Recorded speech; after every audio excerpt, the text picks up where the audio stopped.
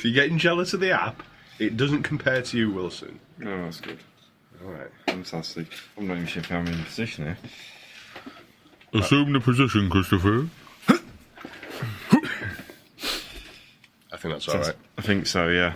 Would you like to come any closer? Look at you twats in your WCW t-shirts. I know, yeah, that was purely accidental as well.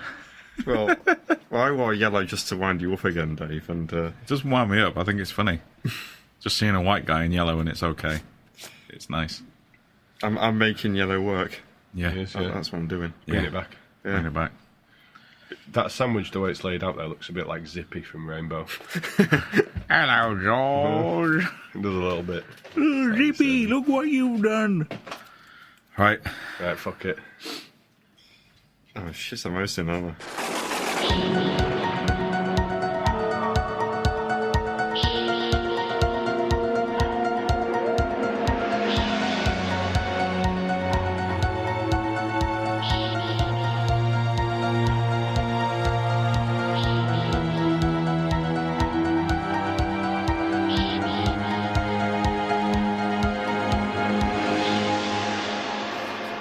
Hello and welcome to the CineMortuary podcast, your fortnightly review of all things horror, sequels and remakes.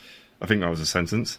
Anyway, we finally did it. We're at the 25th episode, a quarter of a century. Hooray! Hooray! Not really worth celebrating, but we are anyway, because we've changed the order a bit. I'm reviewing first out of this trilogy of films that we're about to do over the next month or so that you'll listen to, so... That's also good. Joining me as always is Dave Walker. Hello, and this episode once again is sponsored by the International Words of Redundancy Company. Thank you for their sponsorship. It's wonderful how to not go far when you do not know how far go. And also with me is Rob. Hello. Hello there. How are you? Yeah, good. Just care, that's all. Well, thank you. At least someone cares. I do. Dave Yeah. didn't even ask me. Well, when I ask you to say, good. You alright, Dave? All right. Right. I was digged out, by the way. It's cleared up mostly. I went for a run the other day. Oh, he's back. Yeah. He is back, yeah. Back on form, yeah. He's back and better than ever. Having out for a month, you realise you're piling about a stone in weight. Yeah. Because you don't want to go anywhere. Can't move, can you? No, it's fucking horrible, mate. He'll be squatting 300k before we know it. Absolutely, yes. Back to how it wasn't before. Yeah. Yeah. Anyway, this time... What are you doing, Willie? I don't know. Oh, what are you doing? What's next? What's this film? Oh, why did you make me host this one? Why did I choose It was this? your idea. I know it was. Why did you encourage me? Alright. So, we're It's going not back... encourage, it's win courage. Is this one, isn't it? 2018. Alien 3. Corporate Dave. Alien 3. We're going to review Alien 3 Yes. because, well, we sort of teased it in episode 22, I think it was. Ooh, good Have a callback. teaser. Yeah. But we were actually talking about Alien Covenant, but I changed my mind at the last minute, so Yeah. Did you change your mind to be edgy or because you wanted to just have a good time for an episode? I just wanted to have a decent time Yeah, for yeah. once, yeah. My life's miserable enough as it is without going down the Alien Covenant Jesus route. Christ. Disappearing up Ridley Scott's arsehole. Yeah. Yeah. We should explain. Please, it is the best film ever. Oh my god, the direction. Which way am I going? I can't see any lights. So further to your mention of your life being terrible at the minute, Dave doesn't know about this, but you've had some technical difficulties recently, haven't you, Wilson? I have, yes. The waterworks all right? This nearly didn't happen. No. This was nearly a call to you saying, Dave, Wilson's fucked it. Right. I've had a great idea. Okay. Let's do a listen along to the Freddy record that I got for my birthday. Jesus. As a placeholder episode, because what happened to you, kid? Well, we recorded on Saturday night, and on Thursday night, my clutch snapped on my car. I thought that was a euphemism then. No, not my cock, my actual car. A tone lowered successfully. Yes. 340 quid later, and they had two mechanics working on it, and they finally got it done at about 5:30 last night. That's so a spicy meatball, that is. So I almost couldn't even make it because I wouldn't have had a car this weekend. But I did make it, and poor as shit. So if you want to go onto our Patreon page, patreon.com/CineMortuary, and give me 300 quid, that'd be fantastic. Absolutely, we've got plenty of empty food wrappers that we can send out as rewards. Yeah, I'll draw out some fan art, scribble like, I don't know, Ridley Scott's arsehole. Yeah, could do that. Well, me and Dave could do that episode one day for the, Feed Chris Wilson Fund. It's like Live Aid, isn't it? Yeah. When you finally sack me for being a terrible host. I don't know about that, mate. I think you're a better host than me. Picking you up now. Just go do some hosting. Yeah. Alien 3 then. Host with the most, go. Well, I decided to pick this one because I think, spoiler alert, in this room, our consensus on Alien 3 is quite different to the critical consensus as a whole. In that we all quite like this film. Yeah. As a whole. I've been doing a lot of reading about it the last few days. I bet you have. And the critical consensus has lightened a lot in probably the last 10 years since the assembly cut has finally seeped into everyone's pores. General Alien franchise fans don't like it, do they? are the sour little bitches. Yeah. I'm working with one at the minute, and he listens to the podcast. He'll remain nameless for now. Boo! But you know you are, Robin. And he fucking hates this shit. He's thinking we're going to murder it. I said, you'll be disappointed. You're very disappointed. Very disappointed. Yeah. He's an Aliens fanboy. Right. So can't get past what we're about to discuss, probably. I mean, it is the perfect film, but it is very dull. In contrast to what else is on offer. And what else is on offer is brown and bald. And fucking fuck. Fuck! That's what I meant to do. I meant to get a fuck counter for Alien 3. Yeah, well, I mean, that would have to be some pretty heavy machinery, I think. Yes, it would. Yeah. Next to the Jim Duggan soundboard, just like ding, Ding, ding, ding, ding, fuck. ding, ding, ding, ding, ding, ding, ding, ding, ding. Final count 3,273. So, what was your choice? Reasoning behind this choice, Woody? Obviously, it's a bit of a controversial opinion, Puffin Penguin. Yep. I think, like I said, I just want us to have a ripping good time with a nihilistic as fuck film. Yes, because that's how I roll. Yeah. People asked. I've had a few people coming to the game shop today, and I said we were doing Alien 3 tonight, and people were like, "Oh wow, you're gonna all disagree about it because obviously you like it, Dave, and no fucker else likes it." And I said, "No, well, we had to live together for a year, and Alien 3 is the only thing that none of us were prepared to budge about. But thankfully, we all agreed that it was all right." Yeah. So, spoiler alert. Yeah, so thanks for listening, and we'll see you. We'll see you in 2 weeks' time. Fuck. You motherfucker.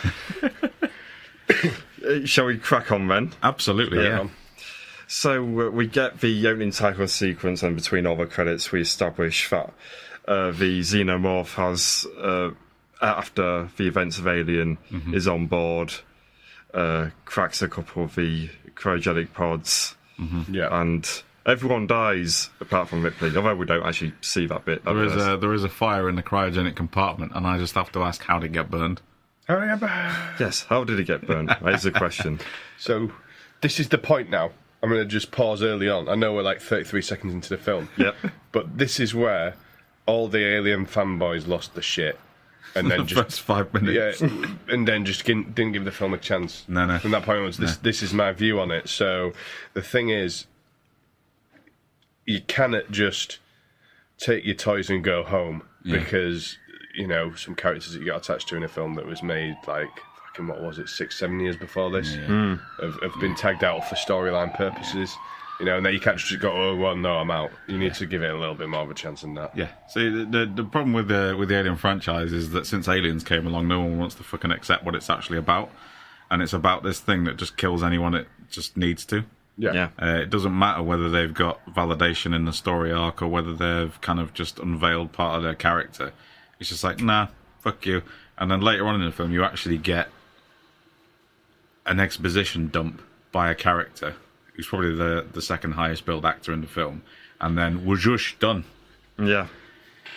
So this film's all about just like, fuck off. Yeah. And it's what the Alien franchise should be about, I think. So. Yeah. I mean, it's not without its moments of shititude, and it's not without its problematic bits and bobs, which I'm sure we'll get into. But it is, it's definitely the most discussable entry into the Alien universe, I think. Yeah. Yep. I think so. So yeah, carry on with the plot, people. Yeah, so we'll crack on as Actually, Here we go. pause the brakes. Put the brakes on. Yeah. Which cut have we all seen? This is important. Oh, yes. Because the next 5 minutes is dependent on that. You're the expert on this, so Yeah. which one did you watch, Wilson? I think it's labelled Director's Cut. So the assembly cut. Yeah, Assembly Cut, yeah. So I watched the longer of the 2 cuts that are on the Alien Quadrilogy DVD box set. That is. That'd Is that the DVD or the Blu-ray? DVD. So you've seen the assembly cut, not remastered. That'll be it. Yeah. Yeah. So the Blu-ray assembly cut does have maybe 2 minutes more stuff. Oh, fucking hell, this is like Blade Runner. Yeah. Yeah, except And you not got shit. Yeah. you got to factor in the bootleg that I grew up on in the 90s, Yeah. which is a mix of 2 cuts that are student made. So what the fuck? So what version did you watch, Dave? Assembly cut, Blu-ray. So we both watched the same cut. Maybe I've seen 2 minutes less than you. Yeah. But basically, if we've all seen director's cut / assembly cut, we're all on the right path. Right, cool. Because there is half an hour difference between There that is. and the theatrical. Yeah, if it's a 2 hours 23, I think it is. I think we're all somewhat on the right track. Yeah. So fantastic. Excellent. Yep. So it's an ox, not a dog, right? Oh. Pussy. So the escape pod crashes onto Florina 161. That's a planet. Or Fiori for some reason. Don't know why. Let's specify that. And Ripley lands on is it sort of like a beach bit, but it's all just shit. It's like it's like Cleethorpes Beach. Yeah, Shot in Hartlepool, that. Is it? Hartlepool docks, yeah. It's yeah. fucking So surprising. shit and rubble everywhere. Yep. And she's basically covered in oils And lice. and lice. Now, it's a bit of a bad stroke of luck, this, for Ripley. As a woman, she's landed on this, basically this, well, it's an all-male prison planet, isn't it, that she's landed on? Yeah. I mean, some might say that is a little bit contrived. Sorry, listeners. Fuck! But it is, though, isn't it? Yeah. A little bit. One might say Ripley has become the alien. Wow, my mind's just blown. A-level film studies. There we go.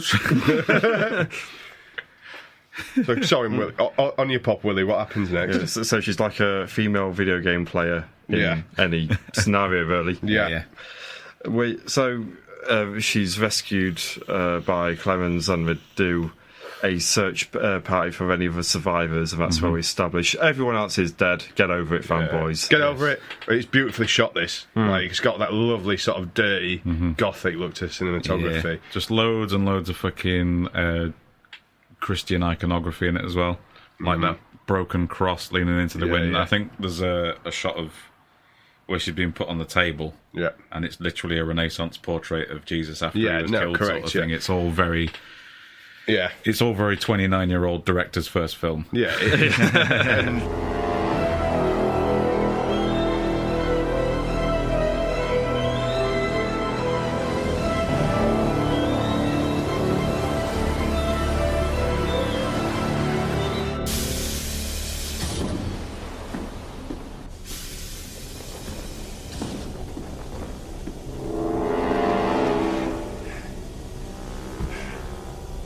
Any EVs come down. Get down to the beach. There may be others. Now!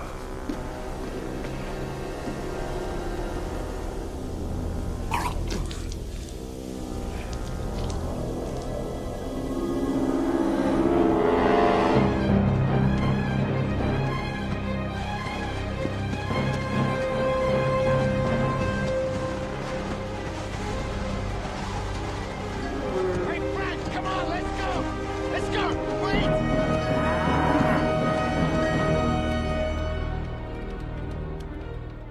It's something that I think we'll probably get into a little bit more as we go. But what I will say, because I really like Alien 3, but I'm conscious that I have to judge it a little bit more harshly because it is of a higher standard of stuff than we usually watch. Yeah.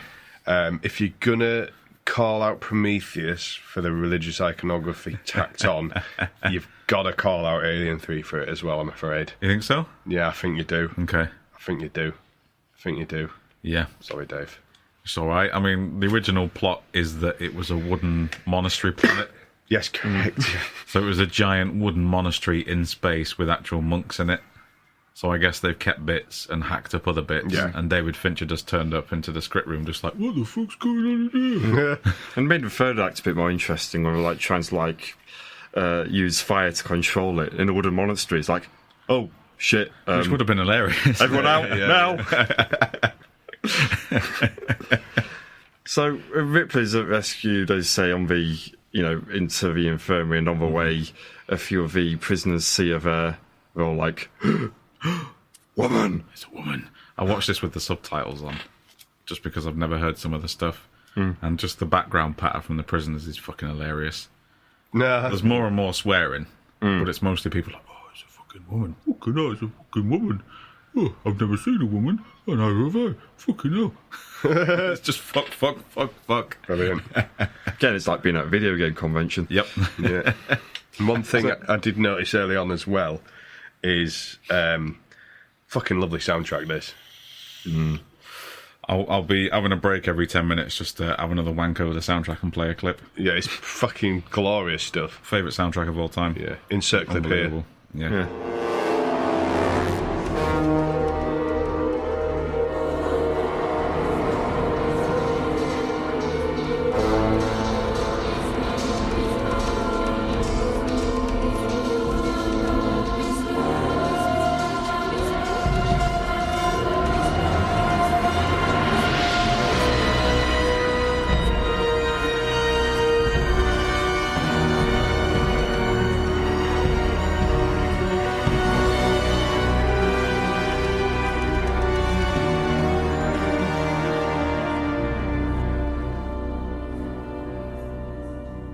And here.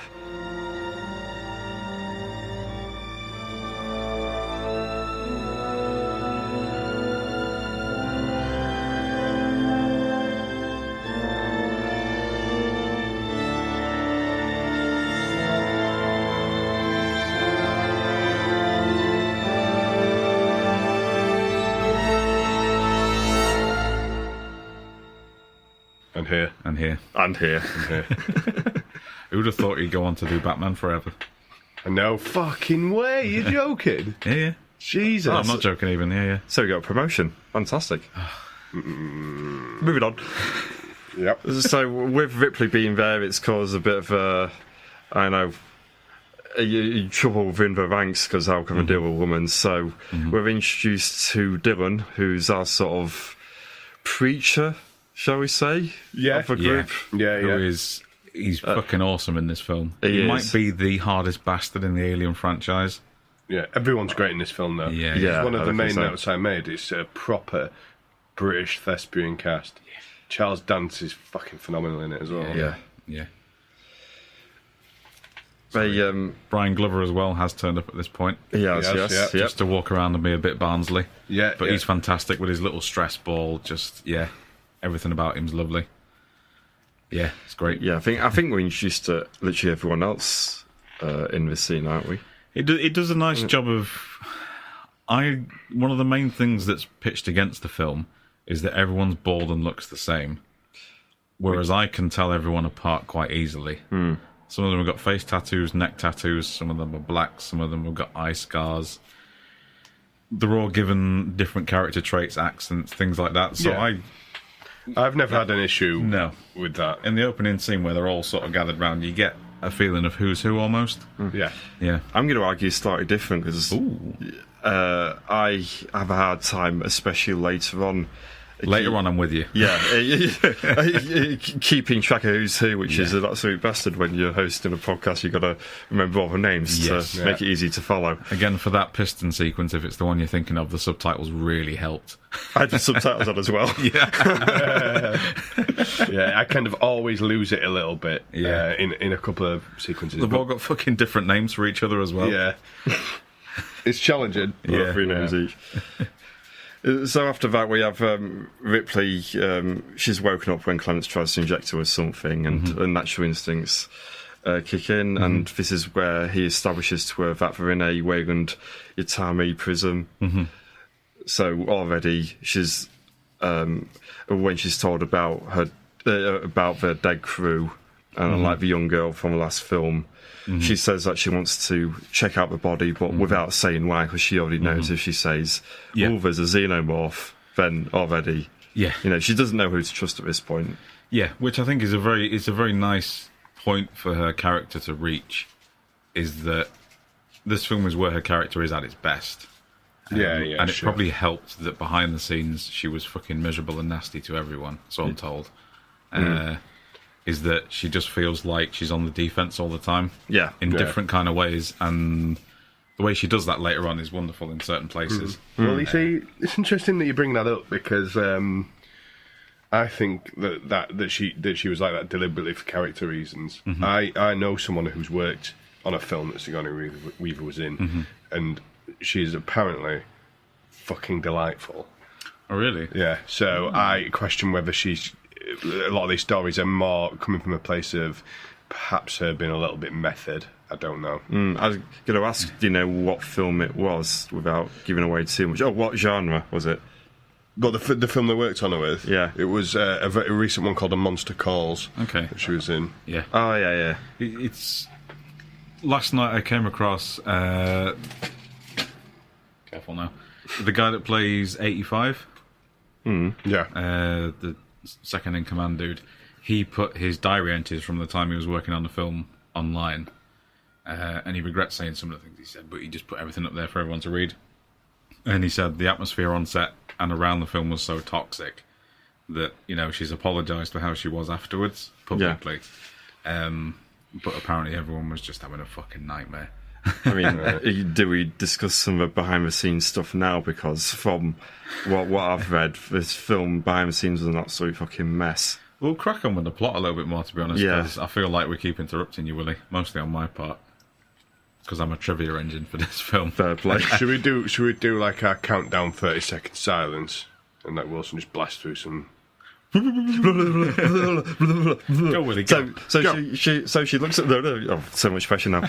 I can't do it. So she looks at the corpse and she can't find anything. So they get out the old blade, crack open the chest, crunchy, and they can't really see anything in there. But when she's asked by Clements what it is, she claims there's a outbreak of cholera, even though there's not been a case of that in over 200 years apparently. It's like the 25th century, Yeah. and then she has a quick scene with Andrews, that's with Brian Glover, basically laying down the rules. Yeah. Basically, stay away from the inmates. Stay away from the inmates. Yeah. Don't go around unaccompanied. Yeah, that sort of thing, and that everyone in the prison is an absolute psychopath, which we can't forget. Everyone's a murderer, rapist, killer. Basically, everyone's a nutcase. And then you kind of you're thinking, well, what was Charles Dance? Why is he there, sort of thing. Yeah. And I think it's either before this or it's cut between these sequences is the scene where the ox is brought in. This is the next scene. Is it the next scene? Yeah, because the next two scenes are intercut. It's with the ox being dragged in and turn the page, and the good old-fashioned Viking furnace funeral for the other crewmates. Yes. Yeah. See, I've always thought that the ox thing was fucking rubbish. Where's that? It just fucking like, I just don't get it. I just don't fucking get it. I've got one complaint. If this is a specially built prison planet, essentially, why are there oxes there? Livestock, working animals. They're beasts of burden because it is a working prison. Right. Because it's a lead mill, essentially. It's lead work. So the oxes are dragging materials around. So that's how they drag the EV out of the water. Is they've got all the dragging equipment. Okay, right. Heavy stuff, yeah. Well, they thought about it. Well done, then. Yeah, and now that their prison is technically shut down, the guys have stayed there to fulfill their sentences because they want to stay there rather than go somewhere even shitter. Yeah. And they just have to work as part of the sentence, I guess. That's why, Yeah, I don't know. I just think every time I don't know if it's just because I feel like that scene is a little bit laughable and ridiculous. Yeah. And it's just because of the nature of it as a scene. Yeah. And it Are always... we talking about where the guys are bringing it in? Well, it's not so much like... the bringing it in is kind of all right, but it's what sort of happens as we go through this little intercut sequence. Yeah. Do you prefer the dog? Not really. I just think it's kind of. I don't think it's brilliantly done. Yeah. But I don't think there's a way you could have done it better. Yeah. Really, I just think it's just a very unfortunate way to bring the alien into the story. Yeah. But I guess you had to do it somehow. It kind of throws. Every time I watch Alien 3, that sequence throws me out of it for about 5-10 minutes, and then I'm back in again. I love that scene. I just don't like it at all. You have to do something dramatic and with a bit of flair to it, I think. Is it? What is it about it? Is it the fact that it's an animal? I think, yeah, maybe it is. I don't know. Maybe it's just because I don't believe it. I don't know. I don't buy into it on a believability level, and I'm not even sure why that is. I don't know if it's because I've been conditioned by the previous two films that the aliens always come to be in a certain way, and I don't know. Maybe it's me as a viewer that's been conditioned, but you know, it's the only bit of the film that kind of like jars me out a little bit, and I can't quite put my finger on why. But don't get me wrong. 5 minutes, I'm back on board with you, mate. I mean, it's one of the things that people generally disliked about the film at the time, but was later then adapted into things and accepted as canon. Because the alien has one of the most pointlessly convoluted life cycles in sci-fi. But if you factor in the fact that it can take on dogs and oxes, it can therefore adapt to its environment, and the life cycle now actually makes sense. So it can exist anywhere in the universe. Yeah, I think my thing with it is that, and this is just a general overarching opinion of mine with cinema in general, which is why I have quite a few issues with the Alien films. Well, I've not seen the newest one, but with Prometheus. You've not seen Covenant yet? No, still not seen it. Still on the shelf, yeah? Still on the shelf. Yeah. I feel like I don't need that level of universe detail. Like, the reason I love the first Alien so much is because it's a fucking slap in the face, and you don't need to know. Do you know what I mean? And that's its impactfulness. Yeah, I can see where you're coming from. If they'd stopped and done a Marvel Universe thing where they have to explain why it's on four legs and looks like an ox or a dog, then I'd be pissed off. But the fact it just happens and David Fincher says you have to accept it. Yeah. I'm kind of alright with it, and I'm especially okay with the "Hey Frank, what's this?" and he just holds up a face hugger. Yeah. The first half an hour of this film is just David Fincher trampling all over the previously established rituals, because it's time-consuming fluff we don't need at this point. Because the first Alien took, 45 minutes before we saw an alien? It did, yeah. We don't need that anymore. We know what the alien is, sort of thing. That's why Predator 2 just fucking goes straight into it. And Yeah, it works I mean, that because of story's been told, hasn't it? That's the thing. Yeah. And, yeah. It kind of pokes fun at that, which I quite like. Yeah. But the funeral scene for me it does get me every time. Yeah, it's really nicely shot as well. Probably because of the music. Yeah, yeah. And sure. Insert here.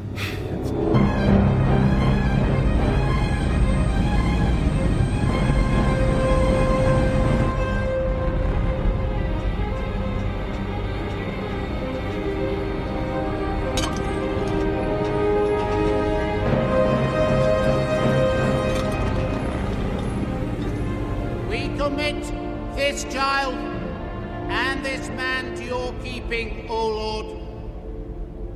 Their bodies have been taken from the shadow of far nights. They have been released from all darkness and pain. The child and the man have gone beyond our world. They are forever, eternal, and everlasting.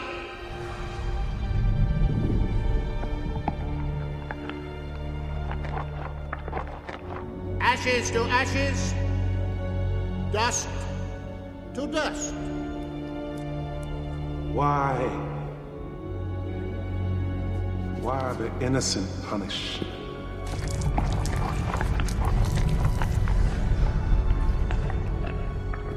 Why the sacrifice? Why the pain? There aren't any promises. Nothing's certain. Only that some get called, some get saved. She won't ever know the hardship and grief for those of us left behind. We commit these bodies to the void with a glad heart.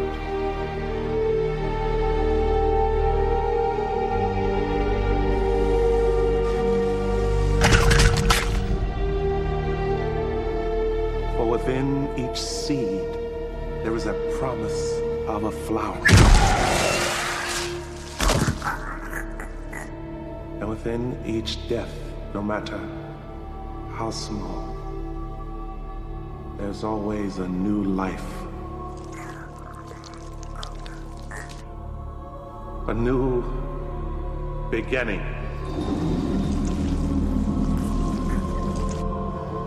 Amen.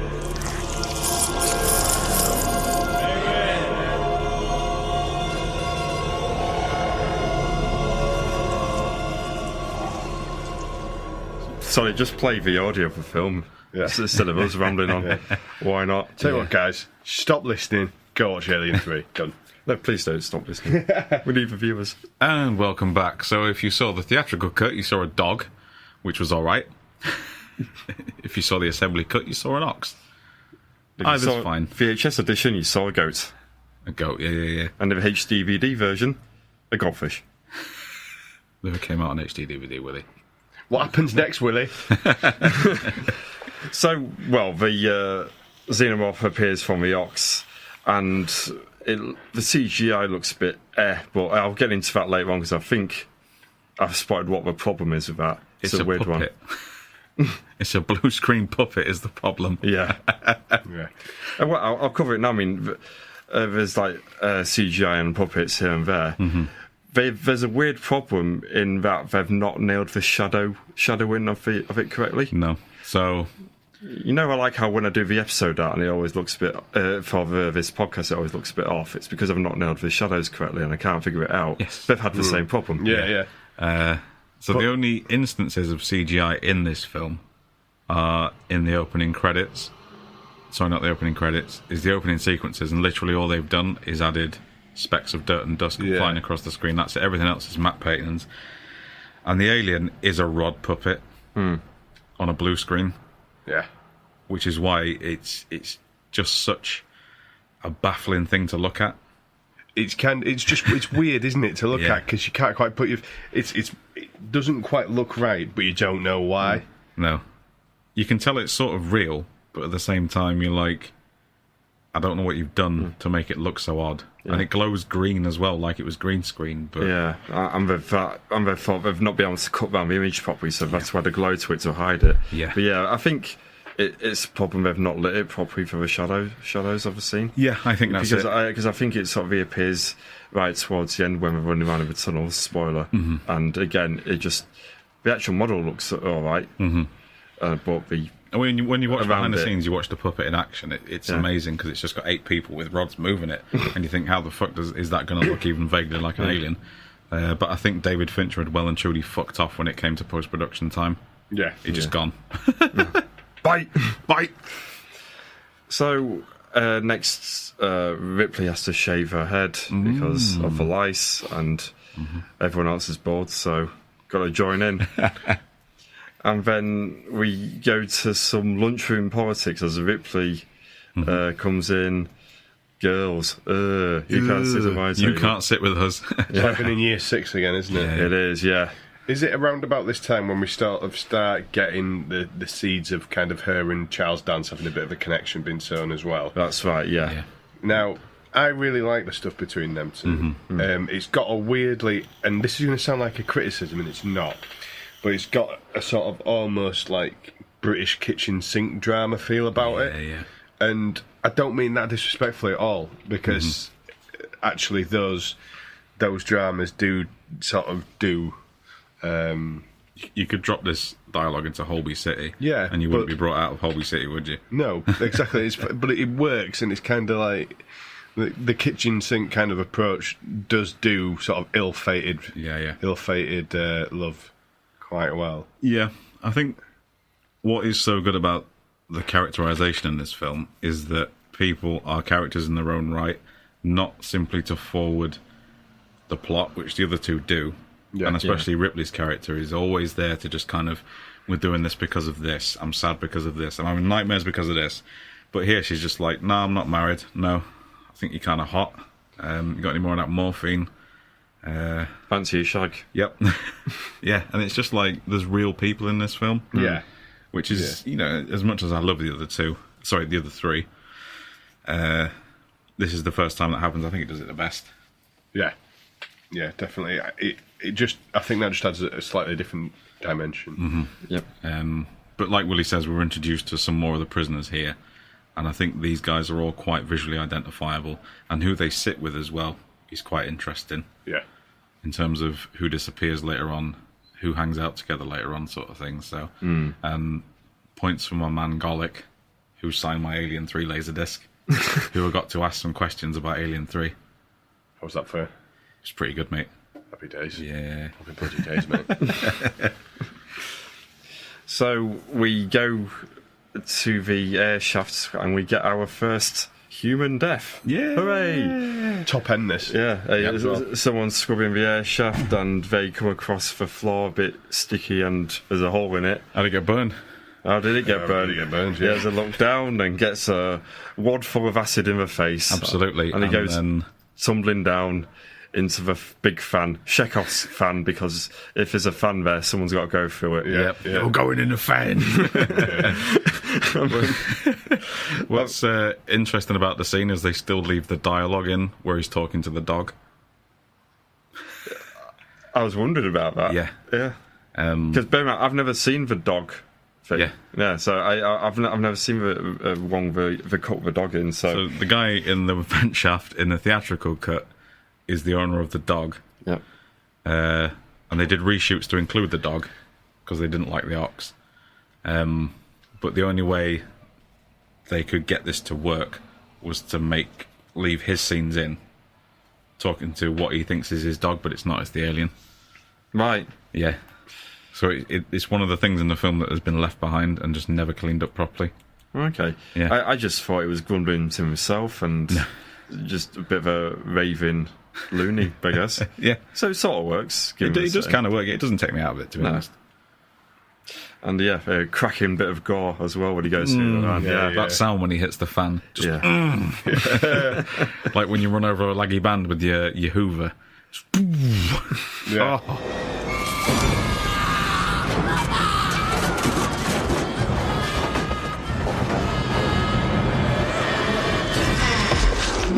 And it was at this point when I had a little reflect to myself on what I'd seen so far. Right. Sometimes I like to have a little bit of a pause, I like to have a little bit of a think. And although, obviously, and as discussed, it is a very different film to the previous two, in many ways, from this point on, from sort of, probably the next sort of half an hour or so, when we have our, people being sort of picked off by the alien and intercut with the group kind of falling apart a little bit, it does feel quite close to the original in this little section. And I think it fits almost better as a sequel to the original than Aliens does. In this, certainly in this little section. And it's one of my favourite little bits of the film because it is very, very different in visually and the beats and obviously the dialogue and the characters. Everything's completely different, but at the same time there's that sort of sense of familiarity about it as well. That I think makes it very engaging to the audience. Yeah, I find it engaging, especially when they're kind of fucking around in the underpasses, lighting candles and stuff. The atmosphere is wonderful. All kind of like these spooky howling wind sounds, and it takes me back, like, mostly audibly, but also visually as well, to when they first enter the ship in the first film. Which is what I like, just these big cavernous places where they're just getting lost and there's an alien locked in there with them, sort of thing. So and that's kind of what I look for to a sequel, to anything really, is I wanted to take it in a different direction and do things a different way and set different rules. But at the same time, it needs to have that callback as well. It needs to be part of a bigger... We need to remind you why you're there, essentially. Yeah, exactly. Why are we watching this? Yeah. And these little sequences at this point in the film are some of my favourite bits of the film. Yeah. How are you feeling so far, Willie? Yeah, I'd say it's really good so far. Quite like the pacing of the director's cut as it stands as well. Like I said, at this point we must be about 35 minutes in. Yeah. And, and we've just had our first, real incident, but yet, I've not been bored once. I've really got into, like, the whole, world that's established. Yeah. Like, just very engrossing. Yeah. If you watch it after Aliens, it feels boring. Yeah. But like I watched it last night, just as a standalone, and I felt that it whipped past. Yeah, Everything definitely felt vital. And that's my thing with the first 3 Alien films is that they're so unique that you can enjoy all of them separately, but you have to be in a completely different headspace. Like you're either in an Alien mood, or you're in an Alien 3 mood, or you're in an Aliens mood. Do you know what I mean? Or a resurrection mood if you really want. Very rarely in a resurrection mood, to be honest with you. Don't fancy Monty Python in space. Yeah, I don't fancy a watered down version of the. Anyway, we've done that episode. We'll come next. That's episode 1, available now on SoundCloud and iTunes. Right, so next, Ripley and Clemens have had a bit of a rummage, so... Thank God Wilson gets to talk about a rummage, eh? Thank Otherwise. fuck. Yeah. It's rummage time. I like a good rummage. Yeah. It worked. Don't we all? And Clemens says, basically she deflected the question of, why she wanted an autopsy. Yeah. Before, and in the nicest possible way, quote, evaded it. But Clemens is also deflecting questions as well because he's got a barcode in the back of her head. Why has he got that there? Obviously, he's been a prisoner. But Such a nice little duet between these two. Yeah. It's fair. I mean, I've seen this film so many times. I actually forgot that, he was a prisoner as well. Yeah. Yeah, and but then Clemens is called away because of the fan incident. So Downey goes to have a look, and he finds the burnt out acid hole. Yeah, and discovers that the fan was blowing away. Yeah. So the guy just kind of rolled into it dramatically. Yeah. He could have slipped. You never know. Slipped. Yeah. He could have been tripped up by his invisible dog. Absolutely, yeah. Do you think he has like one of those invisible dog leads? People are just humouring him. Yeah. The dog's called Spike, by the way, just to be really cliched. Oh, for God's sake. Yeah. The writing team are on form with this. That's my boy. That's my boy.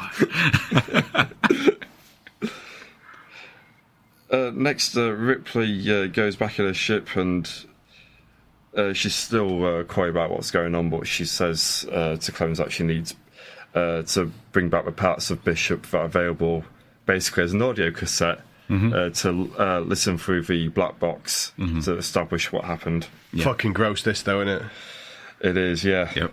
I feel this gets me right in the fucking feels, mate. Yeah, This is my funeral scene. You're talking about a funeral scene earlier, and it gets you. This shit gets me. There's a pretty nasty scene on the way to this, though. There is, yeah. Well, yeah. You've gone ahead by one again. Right, go on then. Yeah. You will get to talk about your favourite scene in a minute. No, it's fine. Go on. Okay. I've talked about it. Yeah, done. Moving on.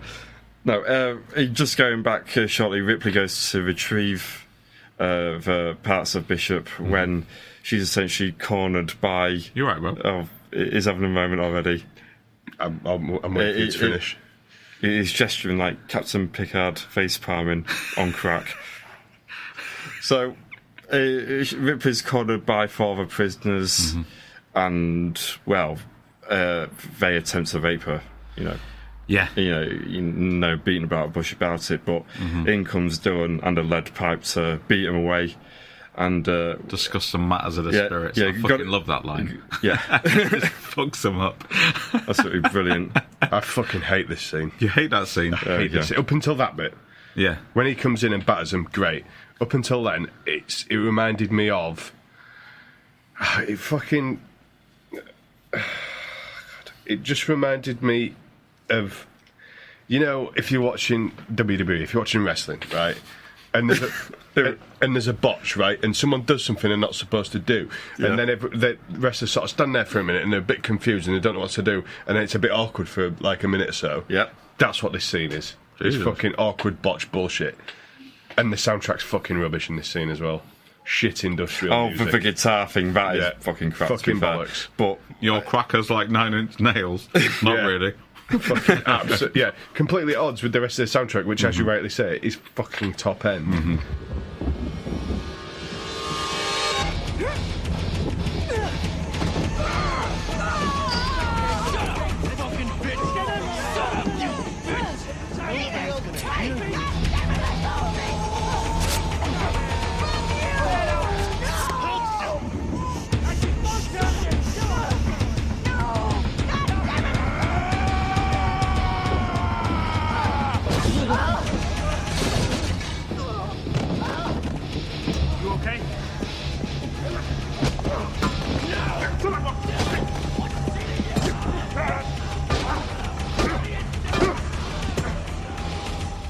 Take off. I gotta re-educate some of the brothers. We've gotta discuss some matters of the spirit.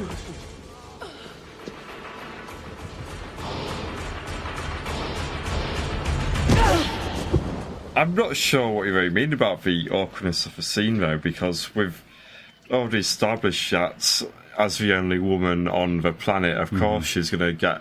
No, I don't mean it from that perspective. I mean, you mean the actual direction? I mean the actual physical action in the scene feels clunky and badly rehearsed and not well put together and awkward, like someone's done something wrong and they can't react to it. That's what I mean. I don't mean the actual sequence itself. Like the existence of an attempted rape sequence in this is inevitable and makes perfect sense within the narrative. It's the physical blocking of the scene that It does feel like they've cut around uncomfortable actors because the editing's quite frenetic. It's quite an up-tempo. It's quite a fast-paced sequence. But I see what you mean. It does feel like they've cut around people that don't really want to touch Sigourney Weaver. Yeah, exactly that. Yeah. Okay. And I think maybe I wonder to myself now, based on what because I knew that it was a fucked, troubled production, but I didn't know so much about Sigourney Weaver being very difficult. And I would suggest maybe there's an element of the rest of them being a bit shit scared of her that's permeated into this sequence as well. If I can interject, go on. What I got from this diary is there's some nice conversations between this guy and Glover. I forgot his name. His first name? Brian Glover. Brian Glover's fairly established at this point, so he kind of was lecturing the younger actors. They're all up-and-coming British actors, first time on film for a lot of them. And he basically told them all to just fucking keep their heads down, do exactly as you're told, don't do anything else, don't improvise, don't be method. Just fucking behave yourselves, because even if you do your best, this film could still ruin you, sort of thing. So it wouldn't surprise me, especially given how Sigourney Weaver was with the other actors. No one wanted to put an hand on her. It makes sense. Yeah. It just doesn't feel right. Yeah. Okay. And before we get to our Bishop death scene, as it were, we also have underneath. I mean, it's sort of like all the tunnels and shit underneath the prison itself. 3 bald men. you can't say we should. They go downstairs. They go down there, and they're basically, 2 of them are cannon fodder. Yeah. But this is the bit where we establish the geography of the tunnels and fans, which we kind of do. Yeah. Yeah. I mean, maze-like. Say it's just never-ending stretches. Yeah. It's. But it establishes that there are lower industrial levels, which I quite like. Yeah, exactly. They refer to it later on as the basement, but the whole thing's a basement. But this is kind of like it's built like old catacombs, which I really like. It's just unnecessarily decorated Gothic with no function, and for some reason they're lighting candles. Yeah, I don't know why they're lighting candles. It's very, very nice to look at. I think it's because they've got nothing else on board, have they? Like they say they've got no torches. But they seem to be lighting candles for the sake of lighting candles. It's a vigil for her own death. Yeah, and I guess this is around the point. This is around the point as well. We find out that they don't have any weapons, isn't it? Yeah.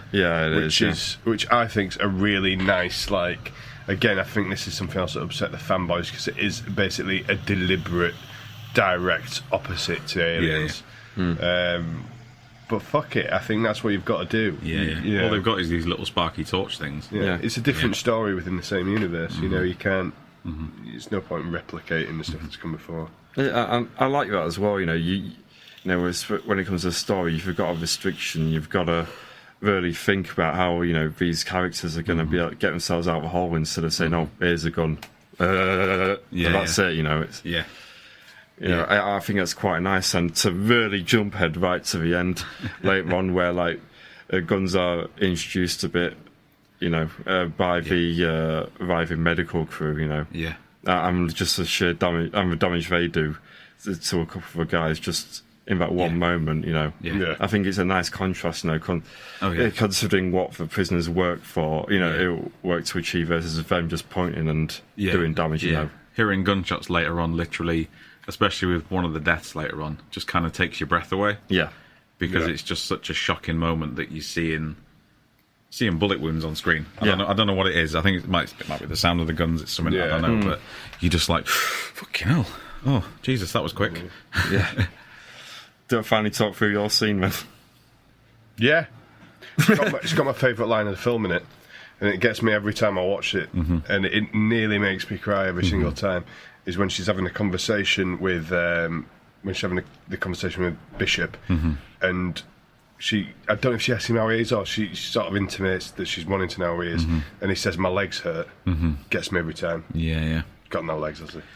No, he's only got one arm. Mr. Loser Legs. Oh dear me! Just that little line. I think it's such a nice piece of writing. Yeah, nicely delivered as well by, I suppose, an animatronic head and Lance Henriksen. Yeah, really nicely done with the eyes moving and stuff. Yeah, and it's dated animatronics, but at the same time it sells because it is a robot.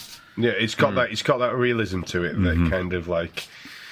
CGI 10 years ago, I mean, you go, well, a little bit more than 10 years, but you go back and watch the first Spider-Man film now, and that shit is not holding up. No. No.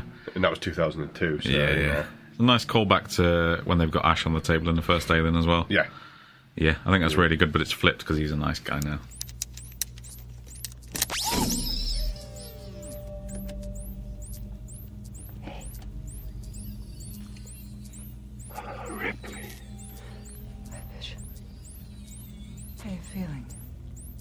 My legs hurt. I'm sorry. It's okay. I'm just a glorified toaster. How are you? Oh, I like your new haircut. Bishop, can you access data on the flight recorder? No problem. What happened on the Sulaco? Why were our cryotubes ejected? Stasis interrupted. Fire in cryogenic compartment. Repeat. Fire in cryogenic. What happened? What started the fire, Bishop? So I can't remember his bloody name now. The guy who survives in the tunnel. Golic, thank you. Paul McGann. Golic is restrained. They try and pin him for murdering the two other guys who have been killed, and he's on about a dragon. Yeah. And in comes Ripley. He wants to hear more about it, and in Andrew's, Brian Glover's office, she comes clean about what's really going on, and of course at this point he doesn't really believe her because it's a bit of a far-fetched story. And and this is where we establish that it's a maximum security prison, but yet there are no weapons whatsoever. Yeah, no CCTV, no weapons. No. Like literally nothing. Like not even what is it? Like one battery found out like 2,000 torches. Yeah. And no ice cream. Yeah. So she's confined back to medical quarters, quarantine. Until they come and rescue her. Because they've been told at this point it's the only time the facility's received like a high authority communication. Yeah.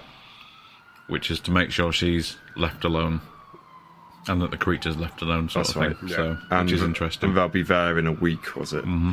Yeah. Now, it's not contrived, this, but it is something that starts to grate on me a little bit in Alien 3. That's not going to help whatsoever. No, it's not, is it? Saturday night. They're in a York. bit, they're a bit fucking dull and repetitive. The Weyland-Yutani Corporation, in that this happens in every fucking Alien film. Oh, we're only interested in the alien. You know, diversify, guys. Your business is going to die if your only interest is in this random fucking creature. Yep. Just think it's a bit lazy. Yeah, But that's I think- not this film. It's the franchise. If they don't adapt their business strategy in 200 years' time, they'll be bought out by Walmart.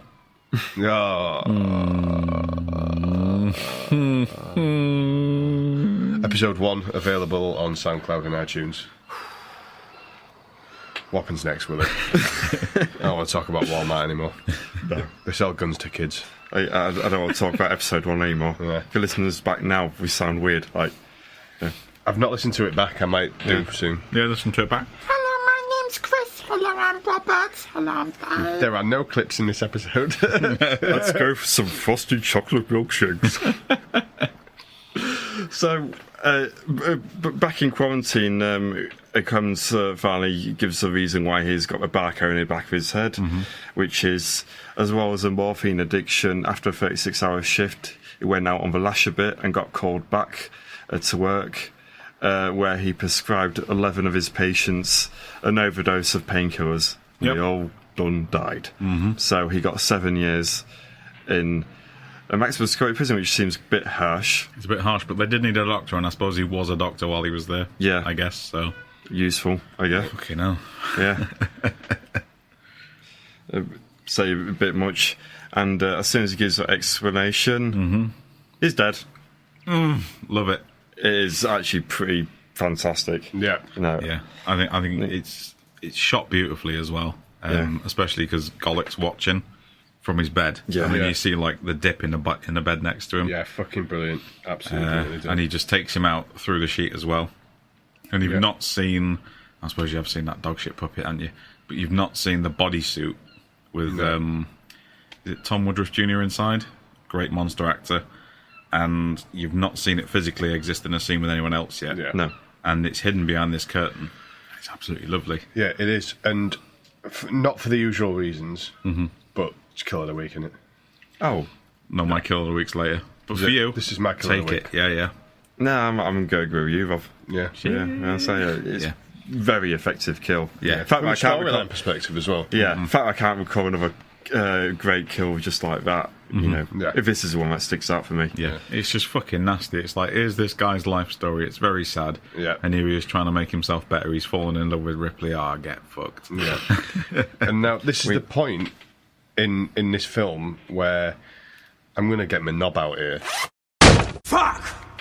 This is the bit where I'm going to lavish unnecessarily high levels of praise upon Alien 3. Absolutely. The shot of Ripley against that tiled wall and the alien comes up and smells her, that shot, for me, is in the same category as Norman Bates standing outside that Psycho house. Brachiosaur at the start of Jurassic Park. Brachiosaur at the start of Jurassic Park. Fucking, I know it's a shit film, but Christopher Lee coming down them stairs in Dracula. You know. Give us one, Willie. Robert De Niro shadowboxing, beautiful. Oh, yeah. Fucking Michael Myers, you know, stood outside the babysitter's house. You know, Freddy, when he fires his glove out for the first time. Or Frankenstein's hand moving. Frankenstein's hand 1931. moving. Yeah. You know, it's Nicolas Cage holding that doll. How did you get burned? There we go.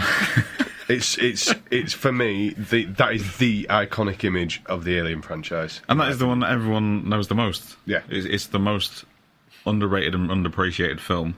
People even prefer Alien Resurrection to it because it's fun. But this image is what people always think of. It absolutely defines the Alien films. Yeah, definitely. Lovely stuff. Keep your knob out if you want, mate. So I'll pop it back in now. Fuck off. Anyway, so that was episode 25. Moving on. Oh dear. Andrews gives an update to the prisoners. He has a shtick where he basically gives facts. Well, facts that he knows anyway. Yeah. In Ripley comes running in. It says he's here. It's here. And then Andrews, this is through the ventilation shaft, isn't it? He just gets dragged up through them things that don't have grills on. Yeah. Those horrible ventilation dragged shafts. up. Lots of blood comes down, and what I love afterwards is just like his stress ball. He goes plop, plop, plop, plop, plop. And more shouts, fuck! Yeah. That is my fuck of a week as well. Yeah. Well, probably the fuck of film history. Yeah. Just beautiful. I love the shot immediately. Insert here. I think it's fair to say that our smoothly running facility has suddenly developed a few problems. I can only hope we are able to all pull together over the next few days until the rescue team arrives for Lieutenant Ripley. It's here. You got condoms. Stop this raving at once. I'm Stop telling you. It's here. Here, and get that foolish woman back to the infirmary.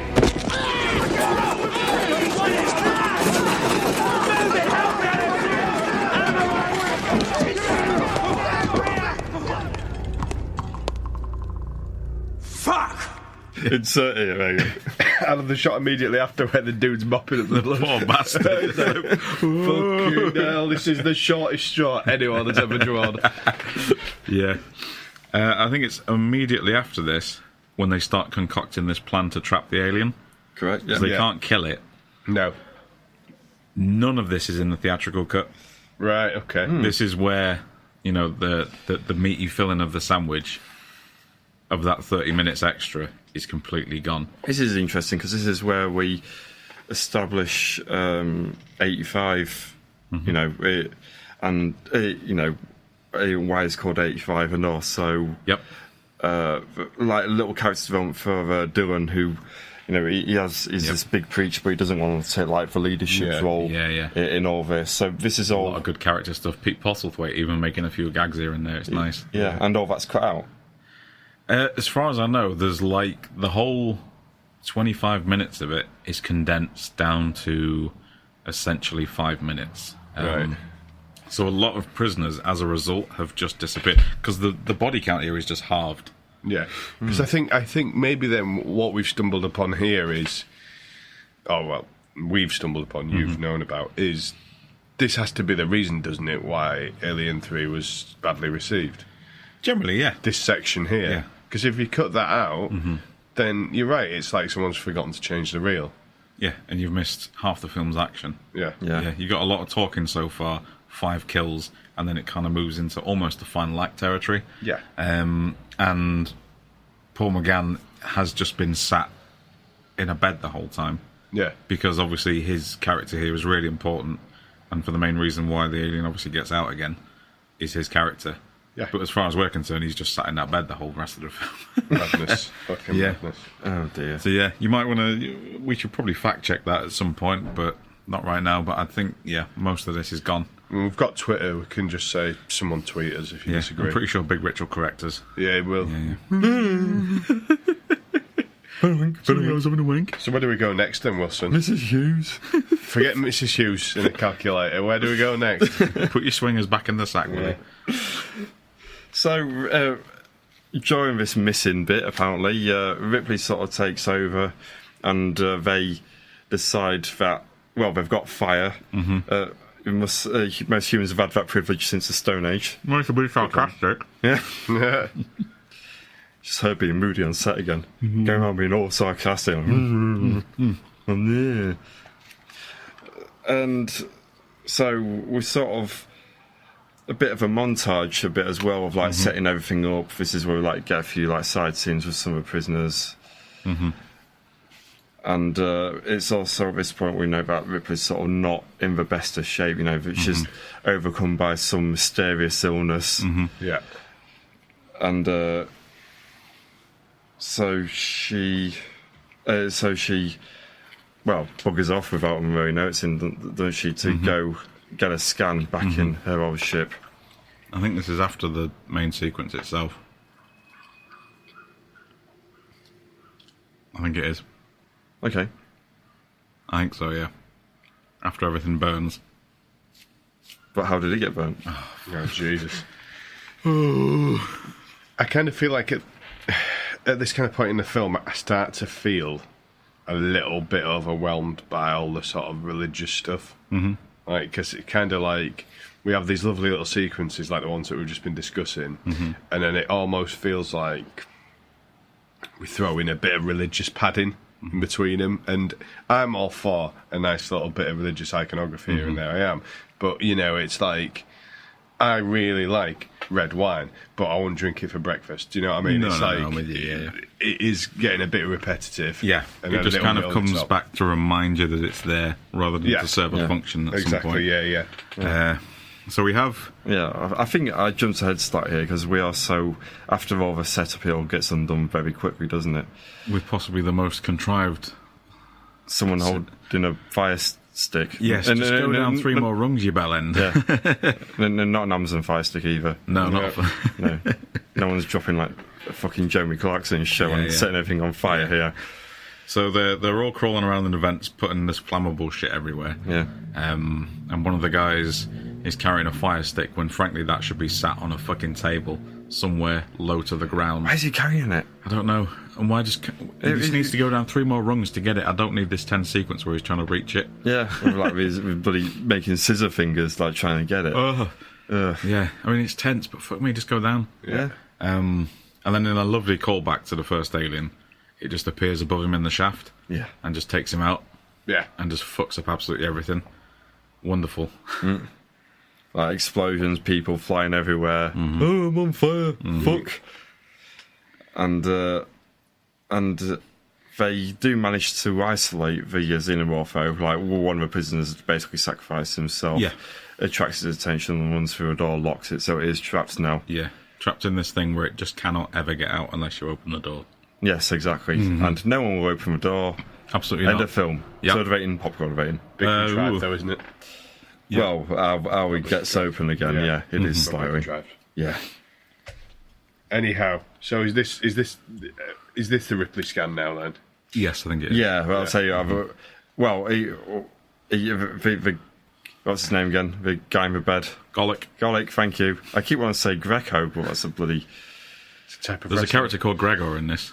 Yeah, that's probably where I'm getting confused, Yeah, so he knocks out one of the other prisoners in quarantine after his release, so that's all done. So, yeah, we'll go to the... back to the old pod where Ripley, with the help of 85, scans herself. So, going back, Ripley... she has a scan done, and congratulations, it's a baby xenomorph. Well, it's not just a baby xenomorph, though, is it? No, it's the queen. I'm just going to call it... I was going to go, yes, queen, but I don't... Yeah, I can still do it. No. Oh. In an increasingly frequent occurrence for this film, bit contrived that as well, isn't it? Is though. What? Her getting prego by... No, it can't just be a xenomorph, can it? It has to be a queen. Yeah, I guess. I mean, how does she tell the difference? Well, I mean, that's when the other xenomorph starts crawling away from it. It's got a thing on its head, hasn't it? Oh, has it? Flat head. Yeah, it's got a crown, yeah. Plus it thinks... An actual crown, like... It's got a hood thing. I prefer like the crown jewels, something like that. How did you not have the action figures? No, we didn't have no action figures. No. I'm sorry. Anyway, bit contrived. What happens next? Put it on the spot here, Anna. No, not really. Fuck off. So the prisoners figure out that the furnace that was used earlier on for our nice little Viking burial, but with a furnace. Oh, that's pretty hot, isn't it? How about we lead the xenomorph into there instead? Fucking A. Actually says fucking hell, yeah. The alien has got out again, by the way. Yeah, so we did say, in that last little bit, someone opened the door. Yep. Dickhead. Yep, Golic's dead. Yeah. Oh, yeah, and Golic got tagged out. Well, that's how...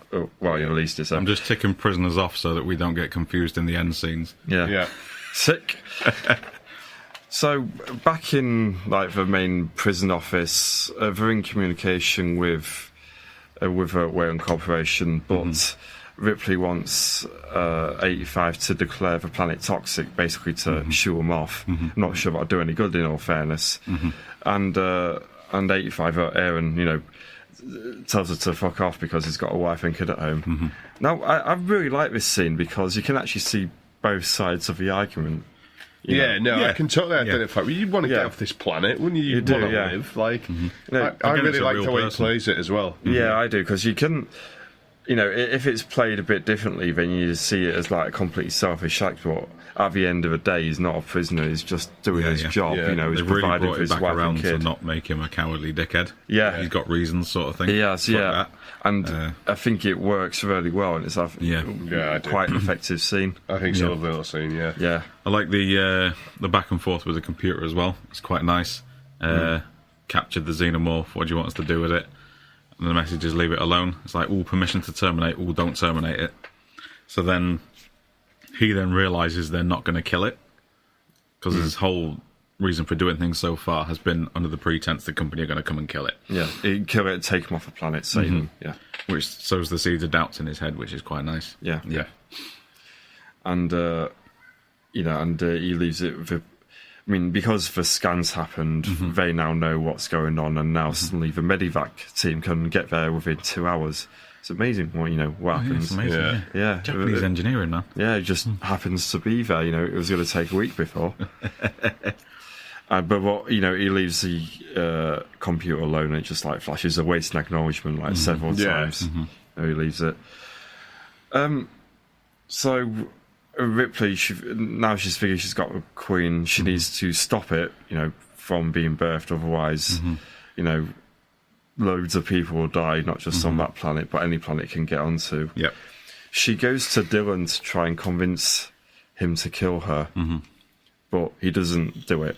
There's a whole setup. She puts her head between the bars, and he's got like a wrench or something, and he's going to hit her, but he hits the bar above. More nice crucifixion imagery and shit like that. Yeah, it's all right. It's not too on the nose this time. Yeah, it's fine. It's okay. Yeah, but I'm kind of a little bit exhausted of it. Yeah. At this point, and like I could just do without it for 5 minutes. But whatever, it's fine. Yeah, it works. And I do like the fact that he doesn't kill her, and then says, "Well, if you're not going to help us kill this thing, if you're not going to help the rest of us, fuck you." Yeah. Which. Again, we could quite right. It depends how you feel about that sort of thing. She just basically wants to take the quick way out, even though there's still this problem. The other xenomorph, and even if that gets out, that's going to pose a problem.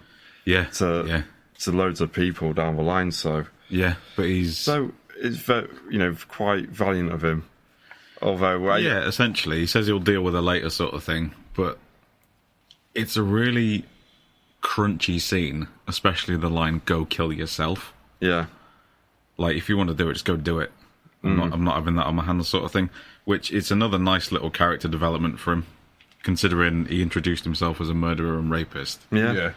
It's such a nice little twist that him and the surviving prisoners are actually probably okay. Yeah, and that's all she's got to rely on. So and mentioned about the character development earlier on. This is where it really starts to take control. As well for a while. So as a leader, he decides that. Then when the team, they're all like collected together around the furnace and arguing the toss with each other. He's the one that hypes them all up. Gets them ready for the final fight. Essentially. I think it's just like. Quite subtly done, but I think just very well done as well. Yeah, it's quite an inspiring scene, I think. Yeah. I think he has probably like the best character arc. I think, along with Charles Dance. I think if Charles Dance hadn't been tagged out, his arc would have carried on and been even better. But his kind of picks up to fill that blank. Yeah, and it's a very nice transition between like the male lead roles. I think. Yeah, absolutely. Yeah. When they first heard about this thing. It was crew expendable. The next time they sent in Marines, they were expendable too. What makes you think they're gonna care about a bunch of lifers who found God at the ass end of space? You really think they're gonna let you interfere with their plans for this thing? They think we're crud. And they don't give a fuck about one friend of yours that's died. Not one. Have you got some sort of plan? This is a lead works, isn't it? All we gotta do is lure the fucking beast into the mold. Drown it in hot lead. All right. So how do we do that? Yeah. What are we gonna use for bait?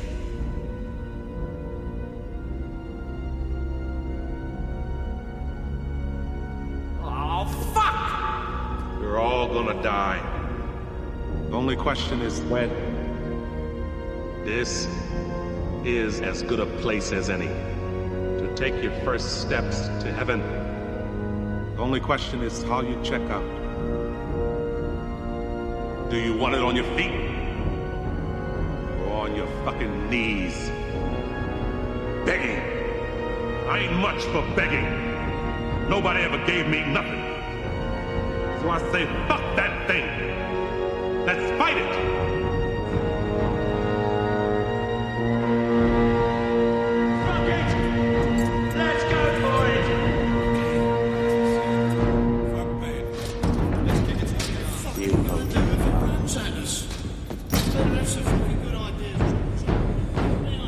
I think we go into our extended sequence of everyone running through tunnels and doors. Just Crystal Maze going mental, and everyone looks like Richard O'Brien. This is the industrial zone on crack. It's fucking padding as well, is what it is. Oh, here we go. No, it is. Grumpy again. No, it is. Come on, guys. Like, you've got to be objective. Just because we all love the film, which and I do, but, you know, objectively, it's a bit fucking padding, isn't it? Grumpy. I'm not fucking letting it turn into a wank fest, lads. We have to be objective. But yeah, like there's a lot of running around corridors. There is, yeah. But I do quite like the confusion as well, because of like saying like Zone B. No, it's a Zone E, and because where the fuck are you? I don't know. Yeah, because it all looks the same, and I really like that as well. Yeah. You know. Yeah. So the idea behind this sequence is that they're going to run down corridors, close doors behind each other, basically to trap the alien into like a smaller stretch so they know where it is, and then drive it into the lead mold, which isn't going to go very well. No, and it doesn't go very well. Doesn't. Not really, no. My favourite... there's my killer of the week is in this scene. Yeah. And there's also one of my favourite moments in the film where a guy gets fucking bollocks for running with scissors. Yes. Yeah. I mean, as plans go, the plan they make is, I would say, only slightly better than the plan in Zack Snyder's Dawn of the Dead. Yes. Yeah, it is. Fair play. Marginally better, but still not fucking great. But in the defence of these guys here, they're all prisoners with probably low IQs. Yes. With no other alternative. Yep. You know, with the other guys in a shopping centre. Yeah. Could like throwing basketballs at them and everything. That's true. You know? I mean, to be fair to the logic here, they're presented with the option of you either wait for the company to turn up and make loads of money out of this, and they shoot you on your knees outside and leave you, or the alien kills you all. You might as well have a go at it with a pair of scissors. Exactly. Yeah. So it is acknowledged that they're just basically meat shields. Yeah. Do you want to talk us through your killer of the week, Dave? Absolutely. It's I remember his name. Is this the one I'm thinking? Is it Vincent? Gregor. It's the last guy to get killed, I think. All right. No, it's Pete Postlethwaite. No. Is he already gone?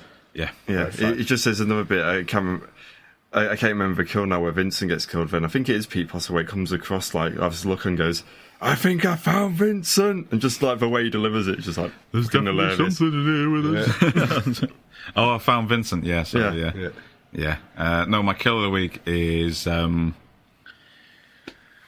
it's the guy that got bollocked for having the scissors. Oh yeah. And he's just running towards the piston room, and like he just makes it to the door, and he hits the button on the way past the door, but just as he's coming through it, the alien grabs him from behind, and his body just fucking explodes.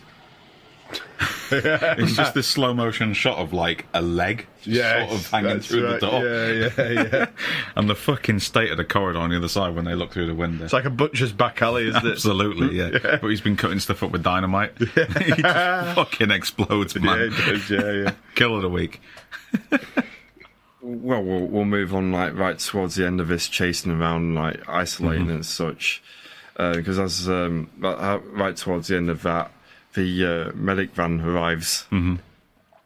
Dun, dun, dun, dun. Cue music. Yeah. Insert here.